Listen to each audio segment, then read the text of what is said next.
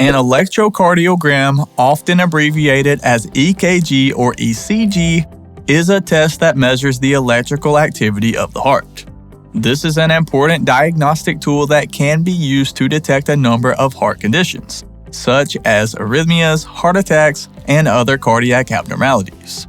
We created this video to cover the medical definition of an electrocardiogram and provide a brief overview of this topic. So, if you're ready, let's get into it.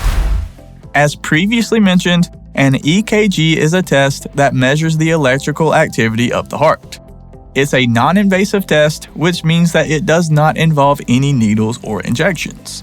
The electrical activity of the heart is produced by the coordinated contraction of the heart's 4 chambers.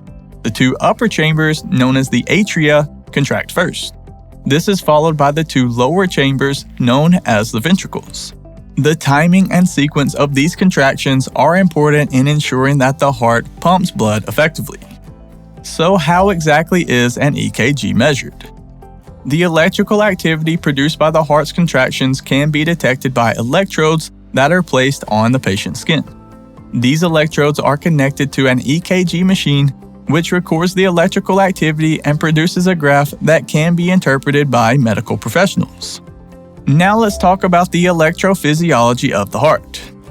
The electrophysiology of the heart refers to how signals and electrical impulses are conducted within the heart. There are a number of different parts of the heart that are involved in this process, including the Sinoatrial Node, atrioventricular node, and the Purkinje fibers. The SA node, also known as the pacemaker, is responsible for setting the heart's rhythm. The wave of depolarization that originates from the SA node is responsible for causing the atria to contract. This is known as a P wave on an EKG reading. The impulse is then received by the AV node, which causes a short delay. This delay is interpreted as a PR interval on an EKG tracing.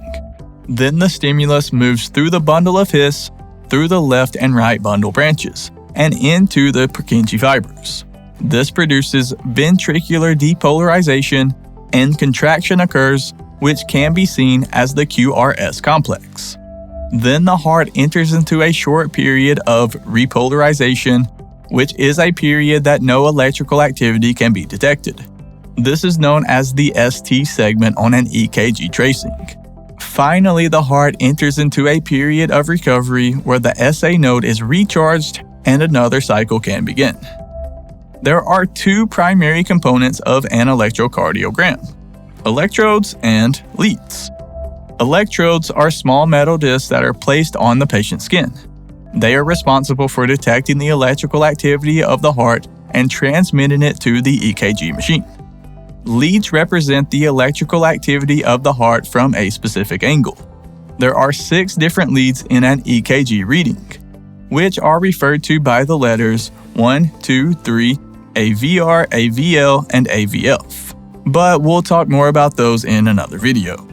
But for now, let's talk a bit more about the EKG electrodes.